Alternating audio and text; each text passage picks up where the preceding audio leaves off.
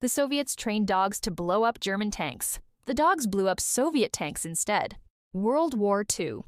The Soviet Union is desperate. German tanks are crushing everything in their path. The Red Army needs a weapon. A cheap weapon. A weird weapon. They decide on dogs. The idea came from a Soviet engineer. Starve the dogs, then hide food under a tank. The dogs learn to associate the underside of a tank with dinner. When the battle starts, release the dogs. They run toward the German tanks. Strapped to each dog's back, a bomb, a wooden box filled with TNT, a pressure trigger. When the dog crawls under the tank, the trigger hits the hull. Boom, one dead tank, one dead dog. Worth it, they thought. The training began. Dogs were starved for days, then fed only under tanks. Not German tanks, Soviet tanks. That was the first mistake. By the time the dogs were ready, they had never seen a German tank.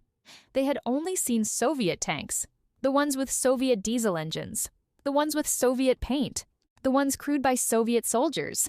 The first combat deployment, 1942. The Germans are advancing. Soviet commanders release the hungry dogs. The dogs sniff the air. They smell diesel. They know that smell. It's the same smell from training. The dogs sprint toward the nearest tanks. German tanks? No, Soviet tanks. The dogs run under their own army's armor. The pressure triggers activate. Soviet tanks explode. Soviet crews die. The Germans watch from a distance, confused, then amused. Surviving dogs run back towards Soviet lines. Some try to jump into Soviet trenches. The bombs detonate there too. Friendly fire casualties skyrocket. The Red Army quickly abandons the program.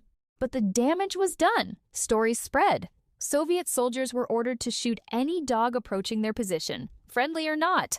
Thousands of dogs were killed by their own side.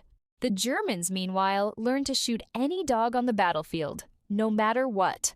The program killed far more Soviets than Nazis. By 1943, the dog mines were history. But the lesson remains: don't train your secret weapon on your own equipment. The Soviets wanted a miracle weapon. They got a suicide bomb, just not the kind they planned.